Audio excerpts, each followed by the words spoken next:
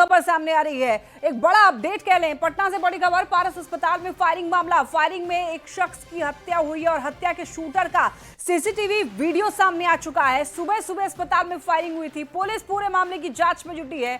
हत्या के बाद देखिए बड़े आराम से बाहर जाते हुए बदमाश देखे गए हैं। ये सुपर एक्सक्लूसिव वीडियो जो है वो आप देख पा रहे हैं न्यूज़ 18 बिहार झारखंड चैनल पर। देखिए किस तरीके से ये जो अपराधी हैं आराम से पिस्टल निकाले हुए हैं। और आप देखिए जो अस्पताल का ये कॉरिडोर है बिल्कुल यहाँ पर सन्नाटा जैसा दिख रहा है, कोई नहीं है। सीधे कमरे में घुसते हैं और बड़े ही आराम से घुस करके और हत्या करते हैं और बड़े ही आराम से निकल भी जाते हैं। किसी को कानो कान खबर तक नहीं होती है। सुपर एक्सक्लूसिव तस्वीरें। अपराधी 1 2 3 4 और एक अंदर चला गया, 5 पीछे। आप देखिए 5, ये 5 अपराधी सीधे आराम से घुसते हैं, ताबड़तोड़ फायरिंग करते हैं और बड़े ही आराम से निकल जाते हैं। इनको ना पुलिस प्रशासन का खौफ है ना कानून व्यवस्था का इनको खौफ है। पारस अस्पताल की घटना है, पारस अस्पताल में फायरिंग का ये मामला। यहां पर 5 अपराधी बड़े आराम से एक साथ आते हैं और पिस्टल निकालते हैं और इन 5 के पास पिस्टल है, सभी के हाथ में पिस्टल आप देखेंगे, और आराम से जाते हैं और फायरिंग कर देते हैं। ज्यादा जानकारी के लिए न्यूज़ 18 संवाददाता संजय हमारे साथ जुड़ गए हैं। संजय, एक बहुत बड़ा क्राइम पटना में पारस अस्पताल में बड़े आराम से जाते हैं और फायरिंग करके फरार भी हो जाते हैं, पूरी जानकारी दीजिए। ये डराती है, ये डराती है और मामूली तौर पे नहीं डराती है। देखिए पारस हॉस्पिटल जो है बिहार का कह लीजिए सबसे बड़ा हॉस्पिटल है। हाई सिक्योरिटी जोन वाला ये हॉस्पिटल, जहाँ गार्ड के अलावा बाउंसर की तैनाती रहती है और आर्म्स वाले यहाँ जो गार्ड है उनकी तैनाती रहती है। और वहाँ पर 5 अपराधी आते हैं, शूटर्स आते हैं। ये अपराधी क्या कहें, शूटर्स के, और बड़े बड़े ये शूटर्स हैं। और वो आराम से सभी के हाथ में पिस्टल। आप देखिए जो तस्वीरें हैं कैसे आराम से हॉस्पिटल के अंदर वो इंटर करते हैं और बिल्कुल पैदल चहलकदमी करते हुए जाते हैं उस कमरे में जहाँ बक्सर का कुख्यात अपराधी चंदन मिश्रा एडमिट था, उसका इलाज चल रहा था। और उसी कमरा नंबर 209 में ये पहुँचते हैं और आराम से गोली मारते हैं। और गोली मारने के बाद वहाँ से इत्मीनान से कॉरिडोर से होते हुए सीढ़ियों से उतरते हुए निकल जाते हैं और किसी को भनक तक नहीं मिलती है। ये वही पारस हॉस्पिटल है जहाँ पर तमाम तरह की सुरक्षा का दावा किया जाता है और वहाँ पर अपराधी घुसकर इस तरह के बड़े आपराधिक वारदात को अंजाम देते हैं। भले ही पुलिस उसे आपराधिक प्रवृत्ति वाला बता रही हो, लेकिन सबसे बड़ा सवाल यही है कि एक हॉस्पिटल के अंदर सुरक्षा नदारद क्यों है, क्यों नहीं फुल प्रूफ अरेंजमेंट था सिक्योरिटी का। ऐसे में जो शूटर्स है वो अपने मकसद में कामयाब हो जाते हैं। मैं आपको बता दूं कि ये बक्सर जेल में बंद था, वहाँ से इस कुख्यात अपराधी को शिफ्ट किया गया था भागलपुर जेल में और पेरोल पर 21 दिनों के पेरोल पर भागलपुर जेल से इसकी रिहाई हुई थी इलाज कराने के लिए। और ये पटना के पारस हॉस्पिटल में कमरा नंबर 209 में एडमिट कराया गया था।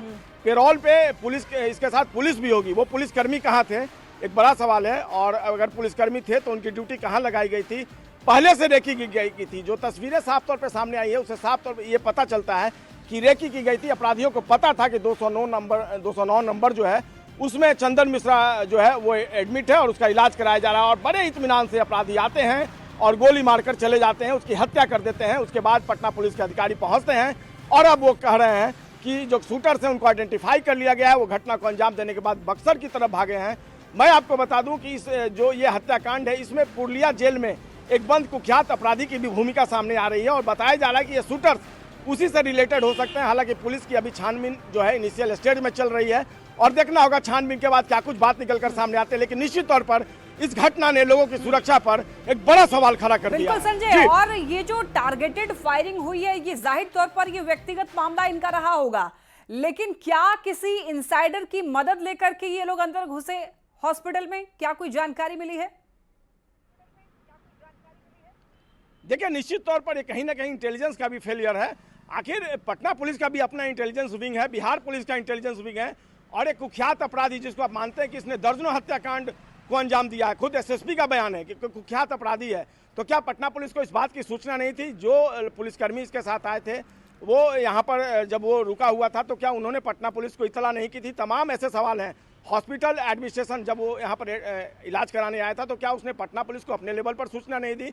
क्या उसने अपने लेवल पर सिक्योरिटी का अरेंजमेंट नहीं किया? तमाम ऐसे जो सवाल हैं उसका गुत्थी जो है वो सुलझाना जरूरी है पटना पुलिस के लिए भी।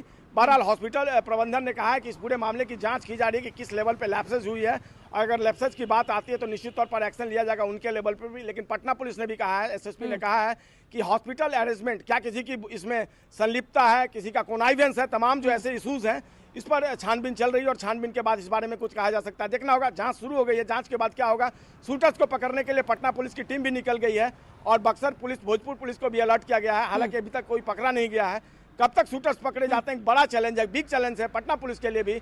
और देखना होगा पुलिस इस पूरे मामले में आगे कैसे कार्रवाई करती है। लेकिन सवाल अपनी जगह बिल्कुल संजय, और एक वाजिब और है इंटरेस्टिंग कायम। बात यह है जी। कि इन 5 अपराधियों ने चेहरे को ढका नहीं है, किसी प्रकार का नकाब नहीं है, सभी के चेहरे जो हैं देखा जा सकता है, इनको आइडेंटिफाई भी किया जा सकता है। लेकिन क्या ये डरे हुए नहीं है कि इनका बाद में चेहरा जो है पता लग जाएगा, इनको पकड़ा जा सकता है? और इसके बाद ये किस तरीके से भागे हैं? क्या ये 4 व्हीलर से भागे हैं, 2 व्हीलर से भागे हैं, ऐसी कोई जानकारी?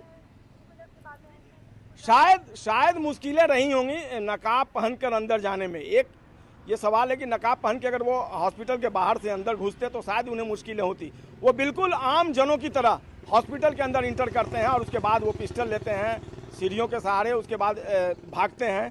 जो जिस रूट से वो भागे हैं उसको आइडेंटिफाई, उस लोकेशन को आइडेंटिफाई कर लिया गया सीसीटीवी फुटेज के बेसिस पे। और पटना पुलिस ने कहा है कि वो बक्सर की तरफ भागे हैं। एसएसपी का बयान आया इस मामले में। तो निश्चित तौर पर पुलिस के लिए मुश्किलें नहीं, क्योंकि ये शूटर्स हैं, पटना पुलिस के अधिकारी भी मानते हैं, उनके फेस आइडेंटिफाई कर लिए गए हैं और निश्चित तौर पर उनकी जल्द गिरफ्तारी होगी, ऐसा दावा पटना के जोनल आईजी ने भी किया है, एसएसपी ने किया है। देखना होगा दावे में कितना दम है, कब तक ये गिरफ्तार हो पाते हैं। लेकिन चैलेंज अभी अपनी जगह कायम है। जो एक मैं बात बता रहा था कि पुलिया जेल में अपराधी बंद है, उस पर भी